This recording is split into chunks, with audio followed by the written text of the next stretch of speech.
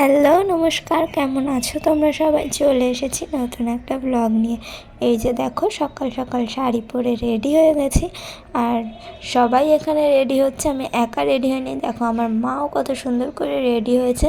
মা একটা কুর্তি আর একটা স্কার্ট পরেছে, এগুলোকে ওই গোপী ড্রেস টাইপেরই বলে, যে স্কার্টগুলো হয় মায়াপুরে, সেগুলোই আমার মাসির মেয়ে মানে আমার বোনের কাছে ও তিনটে এনেছিল। এবার আমার তো আর ওগুলো হবে না, আমার মায়ের তাও হয়ে গেছিলো, তাই দুজন মিলে পরে নিয়েছিল স্কার্ট। আর আমার যেহেতু ওরকম কোনো ড্রেস ছিল না, সেই কারণে আমি বাড়ি থেকে মায়ের এই শাড়িটা নিয়ে এসেছিলাম, যেটা মা আমাকে খুব সুন্দর করে পরিয়ে দিয়েছে।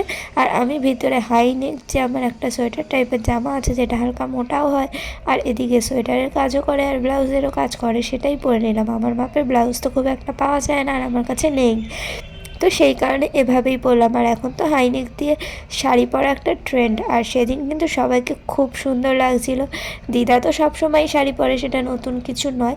হোটেল থেকে যেহেতু একদম সকাল সকাল বেরিয়ে পড়েছি, ঠান্ডাটা কিন্তু হালকা হালকা ছিল, তো সেই কারণে অনেকেই দেখতে পাচ্ছ সোয়েটার চাদর জ্যাকেট পরেছে, যেমন আমার দিদাও, কিন্তু আমি পরিনি আলাদা করে।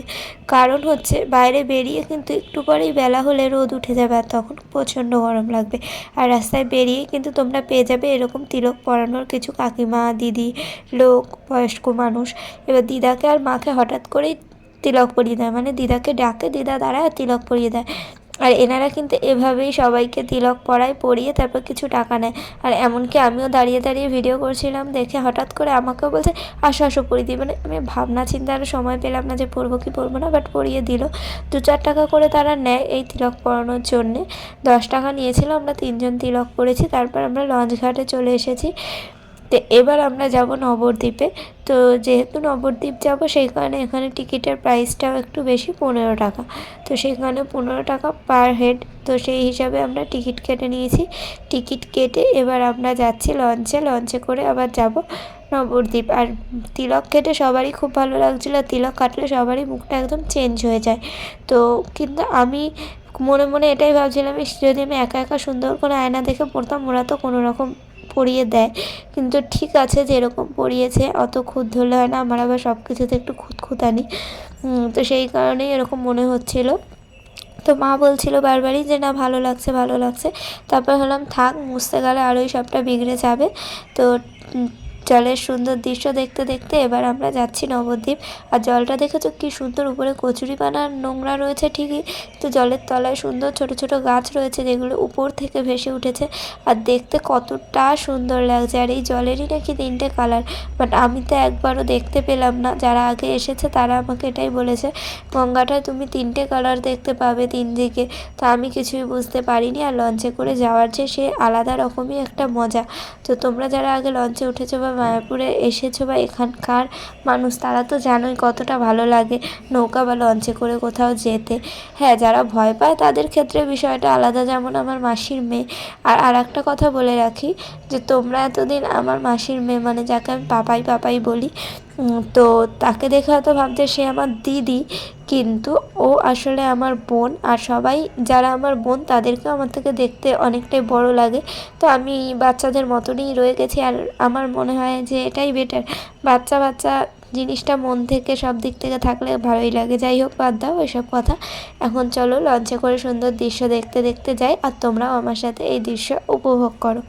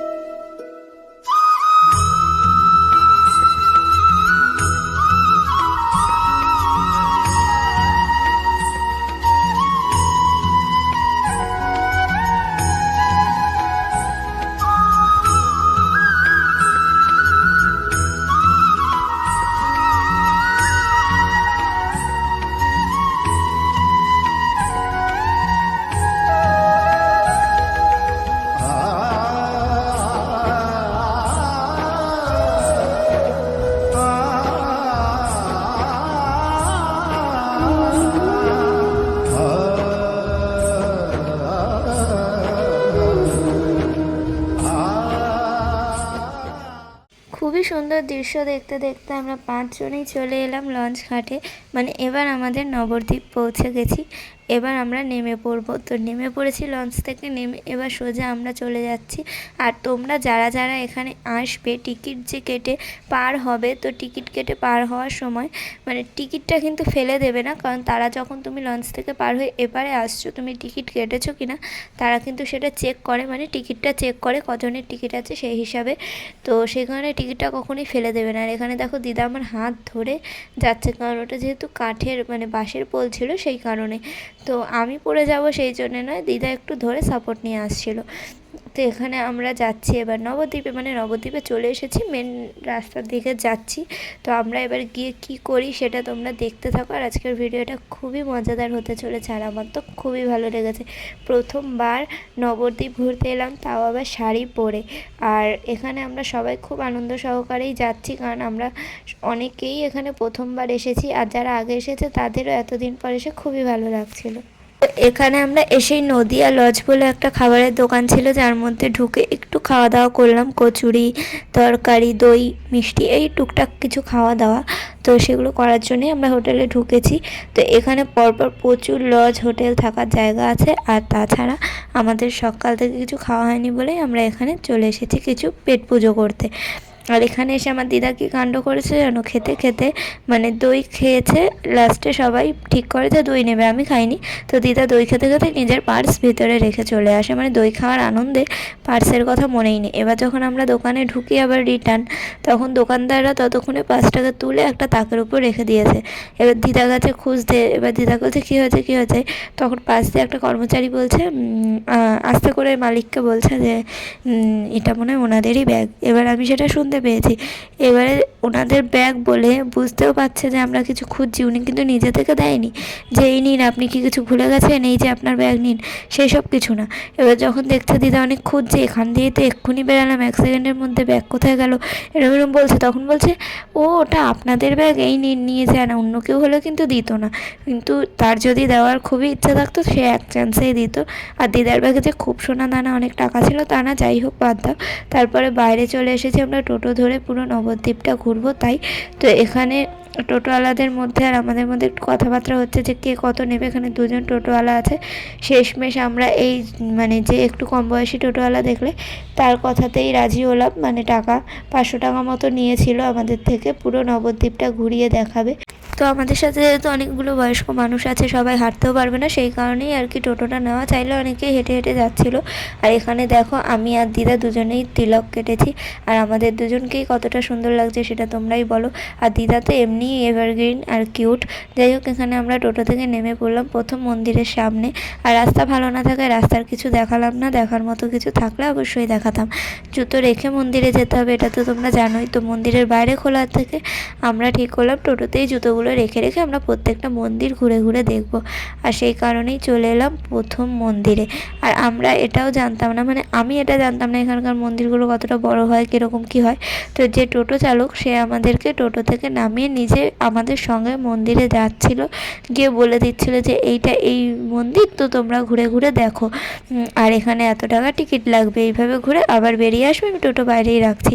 তো এই জিনিসটা খুব ভালো লাগলো, গাইডের কাজও সে করে দিচ্ছিল। তো সেই কারণে খুবই ভালো লাগছিলো। আর প্রথমে আমরা চলে এলাম গুপ্ত বৃন্দাবন। এখানেও আমাদের থেকে 10 টাকা করে টিকিট কাটতে হয়েছিল, ভিতরে অনেক জিনিস আছে সেগুলো দেখার জন্য। শুধু যদি মন্দিরটা দেখতে তাহলে কোনো টিকিট লাগে না, কিন্তু আমরা এসছি যখন পুরোটাই দেখবো, 10 টাকা লাগুক কি 20 টাকা। তো এখানে 10 টাকা করে 5 জনের টিকিট কাটা হলো। আমরা ভিতরে এবার যাব, গিয়ে পুরো গুপ্ত বৃন্দাবনটা কেমন নিজেরাও দেখবো, তোমাদেরকেও দেখাবো। আর এখানকার প্রত্যেকটা মন্দিরেই হচ্ছে গিয়ে বিভিন্ন রকমের দোকান, জামা কাপড়ের, চাবি, রিং, ঠাকুরের জিনিস, গয়নাগাটি, অনেক কিছু বিক্রি হয় মন্দিরের ভিতরে। আর এই টিকিট প্রাইস এখানে চারিদিকে, এখন তোমরা যে কোনো মন্দিরেই যাও না কেন এখানে টিকিট, ওখান থেকে ফুল নিলে 500 টাকা, ওখান থেকে মিষ্টি দেবে 500 টাকা। মিষ্টি বলতে বাতাসা, নকুল দানা। এবার এগুলো একটা ব্যবসার মতো হয়ে গেছে, কিছু করার নেই। টুকটাক টিকিট নিতেই পারে মন্দির মানে ঠিকঠাক রাখার জন্যে, তাদেরকে যেহেতু মাইনে দিতে হয় যারা কাজ করে, কিন্তু সরকারিভাবেই এগুলো পায়, তবুও কিছু টাকা দেওয়া যায়, কিন্তু এক এক জায়গায় এতটাই চেয়ে বসে যে না দেওয়ার মতো। আর এখানে দেখো শ্রীকৃষ্ণের নানান লীলা আর তার ছোট থেকে ঘটে যাওয়া কিছু দৃশ্যই এখানে ফুটিয়ে তুলেছে, যে কি কি আছে এখানে, আর সেগুলোই মূর্তি আকারে ফুটিয়ে তুলেছে। এই সেম জিনিস নাকি আমার মা আর দিদা বৃন্দাবনে ঘুরতে গিয়ে নিজের চোখের সামনেই দেখেছিল। মানে ওখানে আরও বড় বড় আর আরও রিয়েলিস্টিক, সেটারই একটা ছোট্ট ভাগ হচ্ছে এখানে। তো এটা যেহেতু কাছে যারা বৃন্দাবন যায়নি তারা এখানে দেখলে সেই বৃন্দাবনেরই ফিল নিতে পারবে। আর এখানে নানান মহাভারত, রামায়ণের, তারপরে হচ্ছে গিয়ে শ্রীকৃষ্ণের কিছু জিনিসপত্র ফুটিয়ে তোলা হয়েছে, যেগুলো দেখতে খুবই সুন্দর লাগছিল। আর এত সুন্দরভাবে এগুলো করা, তোমরা নিজের চোখে না দেখলে বিশ্বাসই করতে পারবে না। তো চলো আমার সাথে সাথে তোমরাও এই জিনিসগুলো দেখতে থাকো।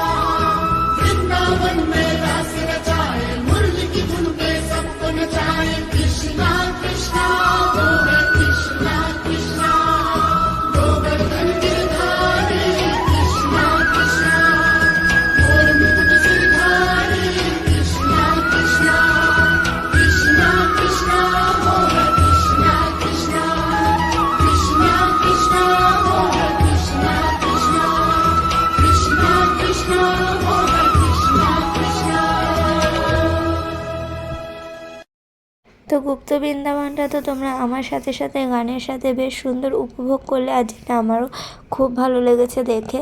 আর আমরা মন্দির থেকে বেরিয়ে এসে, মানে গুপ্ত বৃন্দাবনের ওখান থেকে বেরিয়ে এসে মেন যে মন্দির যেখানে ঠাকুর আছে সেখানে এলাম। আর এখানকার প্রত্যেকটা মন্দিরেই যে ক্যামেরা অ্যালাউ তা নয়, কিছু কিছু জায়গায় লেখা আছে ক্যামেরা অ্যালাউ নয়, তাও অনেকে ভিডিও করছিল, যে কারণে আমিও ভিডিও করলাম। আবার কিছু কিছু জায়গায় একদম স্ট্রিক্টলি মানা করা যে ক্যামেরা অ্যালাউ নয়, ব্যাগে রাখুন নাহলে জমা দিয়ে যান। তো এখানে আরও রাস্তার পাশাপাশি অনেক ছোট ছোট মন্দির ছিল, কারোর বাড়ির মন্দির বা এমনি মন্দির, সেগুলো তো দেখার নয়, সেখানে নামার ছিল না। আর কিছু কিছু মন্দির ছিল যেগুলো আমাদেরকে পার করে নিয়ে যাচ্ছিলো, বলছিল আসার পথে ওগুলো আপনারা দেখবেন। এবার আমরা চলে এলাম আরও একটা মন্দির বা ঘোরার জায়গা যাই বলো না কেন, এখানেও আমাদেরকে 10 টাকা করে টিকিট কেটে ঢুকতে হয়েছে। আর এখানে দেখতে পাচ্ছ খাবারের আয়োজনও করা হয়, বসিয়ে খাওয়ানো হয়, সব টিকিট কত টাকা লেখা রয়েছে।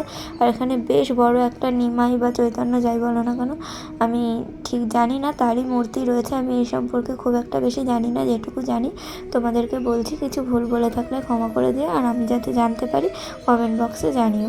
আর এই যে আমরা একটা গুহার ভিতর দিয়ে ঢুকছি, দেখতেই পাচ্ছ, খুবই সুন্দর লাগছিল আর মজা লাগছিল। যে আসল গুহা তো কোনো দিন দেখিনি, নকল মানুষের হাতে কৃত্রিম যে গুহা, তার ভিতর দিয়ে আমরা সবাই লাইন দিয়ে ঢুকছিলাম। আর সামনের দিকে দেখতে পাচ্ছ আলোর মতো ঝলকানি, পুরো মনে হচ্ছিল রিয়েলিস্টিক জিনিসটা। এগুলো কিন্তু সব নানান রকম জিনিস দিয়ে বানানো। আর এই জায়গাটা এত ভিড় কেন তাই ভাবছো তো, এখানে সুন্দর কালারিং মাছ ছিল, আর যে মাছগুলো দেখতে খুবই ভালো লাগছিলো, আর ফোয়ারার মতো ফোঁটা ফোঁটা জল পড়ছিল, আর মাছগুলো এর মাঝে খেলে বেড়াচ্ছিলো। আর এখানে নানান ঠাকুর দেবতার মূর্তি তৈরি করা রয়েছে। তো এগুলো দেখতে দেখতে এই ব্রিজটা ক্রস করলাম, আর প্রচুর বাঁশ গাছ, নানান রকম গাছ, আর এই বড় মূর্তি, মানে এই মূর্তিটা মনে হয় 60 ফুট এরকম কিছু একটা বলছিল যে টোটো চালক দাদাটা আমাদের সাথে গেছিলো, সেই তিনিই বলেছে এই মূর্তিটা 60 ফুট উচ্চতা, 7 নয় কিন্তু 60। আর এখানে দেখো জায়গায় জায়গায় লেখা রয়েছে কী কী খাবার দেওয়া হয়, কত টাকার টিকিট। তো তোমরা এখানে আসলে চাইলেই দুপুরবেলা এসেছো খাওয়া দাওয়া করতেই পারো টিকিট কেটে। আর তারপরে হচ্ছে এখানে আমরা ভালো করে সব জিনিসপত্র দেখছিলাম আর কতটা সুন্দর লাগছিলো। আর এটা হচ্ছে আমাদের মায়াপুরে সেকেন্ড ডে, মানে আগের দিন রাতে আমরা পৌঁছেছিলাম, এটা দ্বিতীয় দিনই আমরা নবদ্বীপ ঘুরতে চলে এসেছি।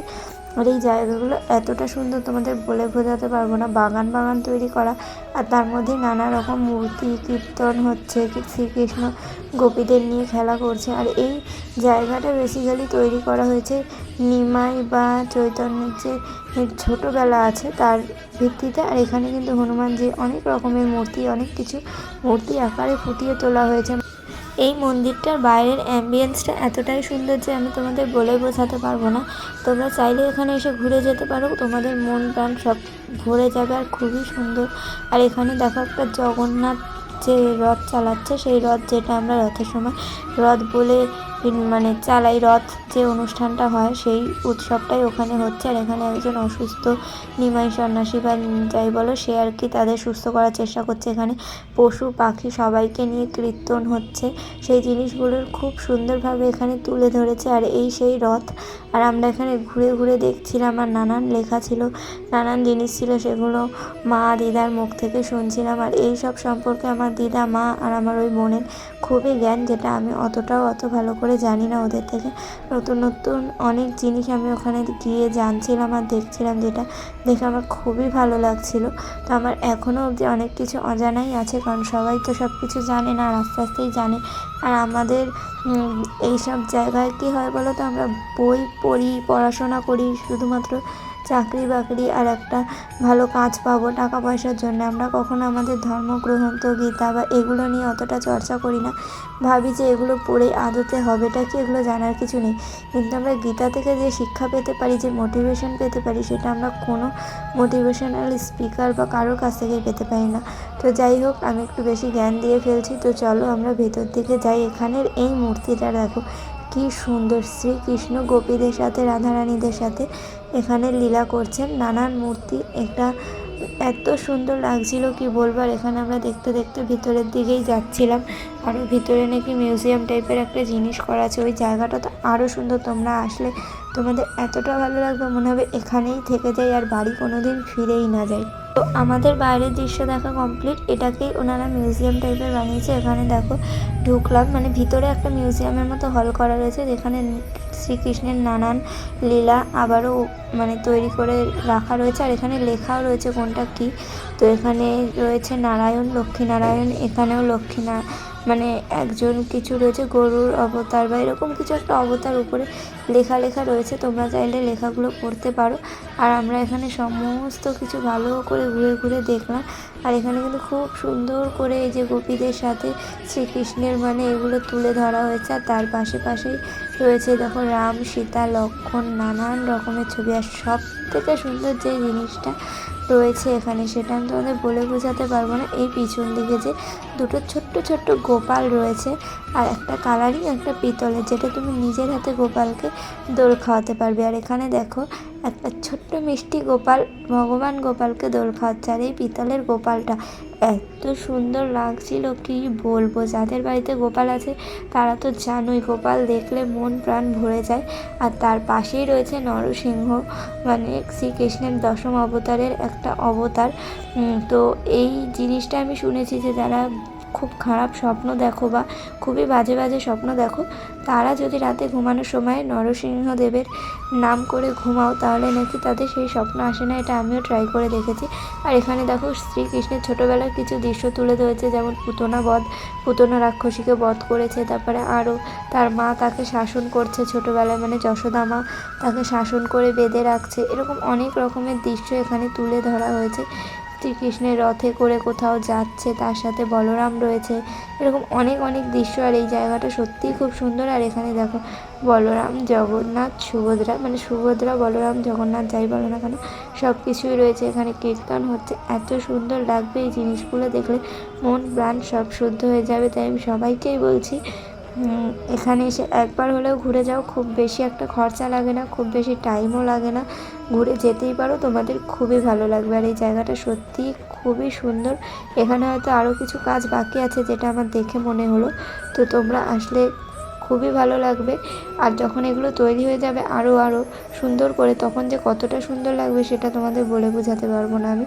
আর এই জায়গায় দাঁড়িয়ে আমরা কিছু ছবি তুললাম। আর এটা কিসের উপর তৈরি করা সেটা তো আমরা প্রথমে বুঝতে পারিনি, পরে বাইরে বেরিয়ে এসে দেখলাম এই দৃশ্যটা, আর বুঝতে পারলাম এটা আসলে বেসিক্যালি থিমটা যে শ্রীকৃষ্ণ যখন আর কি গোবর্ধন পর্বত নিজের কেরো আঙুলে তুলে ধরেছিল সমস্ত মানে গ্রামবাসীকে বাঁচানোর জন্যে ইন্দ্রদেবের ক্রোধ থেকে। তো সেইটার কারণেই এই যে গোবর্ধন পর্বত তুলেছিল, এটাকে সেই থিম হিসাবেই করেছে যে আমরা গুহার ভিতর থেকে পাহাড়ের ভিতর ঢুকলাম, তার ভিতর জঙ্গল, বন, পশু পাখি সবাই রয়েছে, তাদেরকে বাঁচিয়ে ওখানে আনা হয়েছে। তো সেই হিসাবেই এটা তৈরি করা হয়েছে। তারপর ওখান থেকে আমরা অন্য একটা জায়গায় চলে আসি, মানে রাস্তাঘাটের ভিডিও আমি তোমাদেরকে সেরকমভাবে দেখাচ্ছিলাম না, তার কারণ হচ্ছে রাস্তার অবস্থা খুবই খারাপ ছিল, প্রচণ্ড ফোন কাঁপছিল, সেই কারণে আমি আর দেখালাম না। এবার আমরা চলে এসেছি আর একটা আশ্রম টাইপের জায়গায়, যেখানেও রয়েছিল অনেক রকমের ঠাকুর দেবতার। এখানেও লেখা আছে মোবাইল বা ক্যামেরা করা যাবে না, কিন্তু প্রচুর লোক এখানে বিয়ের মানে ফটোশ্যুট করছিল, অন্যান্য জিনিসও করছিল, যেখানে আমিও ভিডিও করলাম। আর এখানে কিছু বলছিল না, যদি আমাকে বলতো আমি সত্যিই আর ভিডিও কন্টিনিউ করতাম না। আর মানুষ মাত্রই যেন রুল ব্রেক করা তাদের একটা ধর্ম। তো এখানে এত সুন্দর জায়গা এসেছে, তোমাদের সাথে তুলে ধরবো না যেখানে কেউ কিছু বলছে না।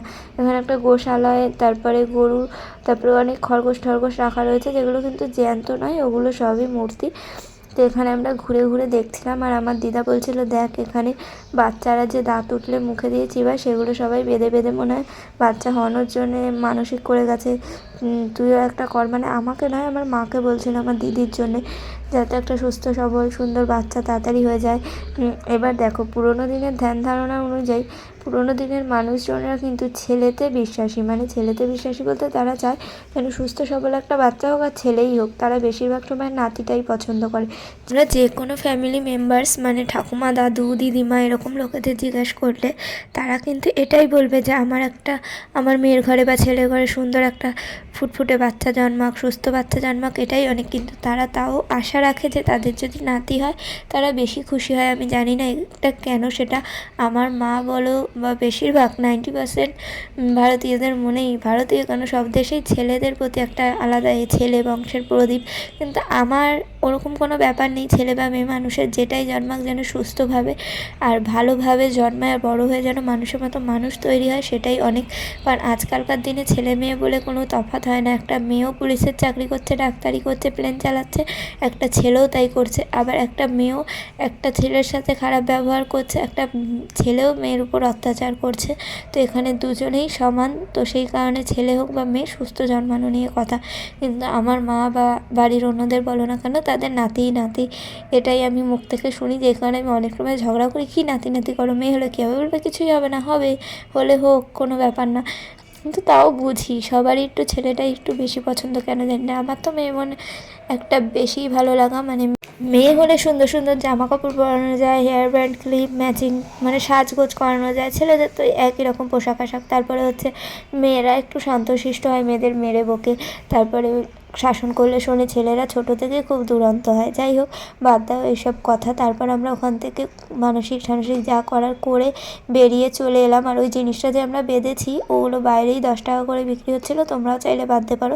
তারপর আমরা আর একটা আশ্রম টাইপের জায়গায় চলে এলাম। এখানে প্রচুর এরকম মন্দির আছে যেগুলোর মানে, আর এর আগে যে আশ্রমটায় গেলাম অনেকেই বলছিল ওইখানেই নাকি নিম গাছের তলায় জন্ম নিয়েছিল, যেখানে সবাই আর কি বাঁধছিল যাতে নিমাইয়ের মতো একটা সুন্দর ফুটফুটে ছেলে সন্তান হয় সবার ঘরে।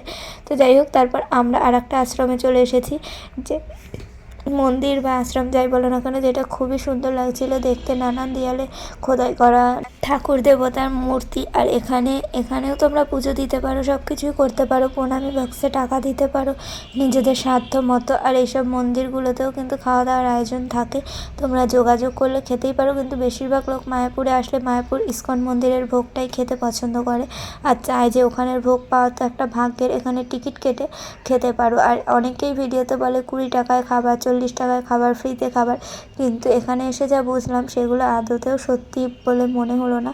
মানে 120, 80, 90 এরকম থেকেও স্টার্টিং প্রাইস। আরও কম হলেও মনে হয় মানুষের জন্য ভালো হয়, সবাই তো আর অত টাকা দিয়ে খেতে পারে না। কিন্তু যাই হোক, কী করা যাবে, যেটা নিয়ম সেটা তো নিয়মই। আর এখানে আমরা ঘুরে ঘুরে চারিদিকটা দেখছিলাম যে কতটা সুন্দর মন্দিরটা। আর এখানে আমাদের বাড়ির থেকে আমরা যারা 5 জন মিলে এখানে ঘুরতে গেছিলাম সবাই কিন্তু খুবই আনন্দ পাচ্ছিল এই জিনিসগুলো দেখে। আর এই যে দেখো, এখানে একজন গুরুদেব বা যাই বলো না কেন তার মূর্তি রয়েছে পুরো পিতলের।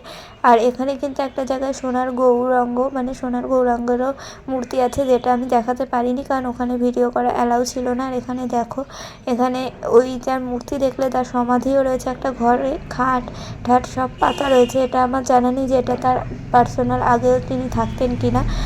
তো যাই হোক, বাইরে বেরিয়ে ভাবলাম এখানটা খুব সুন্দর জায়গা আর ফাঁকা ফাঁকা, তো নিজেকেও একটু তুলে ধরি।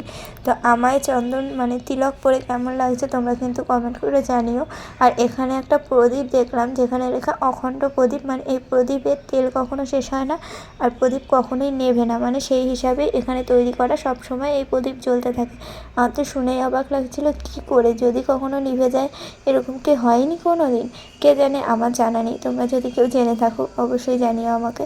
আর এখানে গাছ দিয়ে সুন্দর ছাউনি করা এই মন্দিরটা সত্যিই খুব সুন্দর ছিল। আর এখানে মহাপ্রসাদ, এই যে নানা রকম মিষ্টি ফিষ্টিও বিক্রি হচ্ছিলো, তোমরা চাইলে কিনতেই পারো। চা, ফ্রুটি, কোল্ড ড্রিঙ্কস অনেক কিছু ছিল, তো সব কিছুই বিক্রি হচ্ছিলো। তোমরা চাইলে এখানে খাওয়া দাওয়ারও আয়োজন আছে, মানে এখানে টাকা দিয়ে তোমাদের খেতে হবে, ফ্রি কিন্তু কিছুই নয়। তো সেগুলোই আর কি আমরা ঘুরে ঘুরে তোমাদেরকে দেখাচ্ছিলাম। আর তারপর এই মন্দির থেকে বেরিয়ে চলে এলাম আমরা বাইরে। এবার আমরা আরও কয়েকটা ছোটোখাটো মন্দিরে গেছিলাম। তারপরে নিমাই, যে চৈতন্য বা নিমাই যাই বলো না কেন, তার বাড়ি, মাসির বাড়ি, পিসির বাড়ি, এরকম অনেক জায়গায়, কিন্তু সেখানে ভিডিও অ্যালাউ ছিল না। আর ওখানে একটা জায়গায় পুজোও দিয়েছিলাম যেখানে নিয়েছিল 270 টাকা, তার নিচে নাকি ডালাই হয় না। আমার মনে হয় সব মন্দিরেই 51 টাকা, 101 টাকা এরকম, আগে যেরকম হতো সেরকম করা উচিত। সবার সামর্থ্য হয় না যে অত টাকা দিয়ে পুজো দেবে, কিন্তু এখানে দিদাকে দিয়ে আমরা পুজোটা দেওয়া করিয়েছি। আর আমরা ওখান থেকে সবাই প্রসাদ বাড়িতে ভাগ করে নেব। আর আমরা আজকে কিছু ছবি ভিডিও যা করেছিলাম তোমাদের সাথে শেয়ার করলাম। নবদ্বীপ ভ্রমণ করে তো আমাদের খুবই ভালো লেগেছে, মন প্রাণ একদম ভরে গেছে। তোমরাও ঘুরে যাও, বারবারই বলছি। আর আজকের ভিডিওটা তোমাদের কেমন লাগলো, আর আমি যদি কিছু ভুল ত্রুটি করে থাকি ক্ষমা করে দিও, ভালো লাগলে কমেন্ট করে জানিও। আর আজকের ভিডিওটা তোমাদের সাথে তুলে ধরতে পেরে তা আমার খুবই ভালো লেগেছে। আর বিশেষ করে এই ছোট্ট ছোট্ট নাড়ু গোপালগুলোকে দেখে আমার তো খুবই ভালো লাগছিলো, আর মানে মন ভরে যাওয়ার মতো। এখান থেকে বেরিয়ে আমরা হোটেলে পৌঁছাই, হোটেল থেকে একটু রেস্ট নিয়ে বেরিয়ে যাই মায়াপুরে ভোগ খেতে, নানান জায়গায় ঘুরতে। সেগুলো পরবর্তী পার্টে তোমাদের সাথে শেয়ার করবো। ভিডিওটা ভালো লাগলে লাইক, কমেন্ট, শেয়ার, সাবস্ক্রাইব করে দিও। সবাই সুস্থ থেকো, ভালো থেকো, আনন্দে থেকো, আর অনেক ঘোরো। আর আজকের মতো এখানে শেষ করছি, টাটা।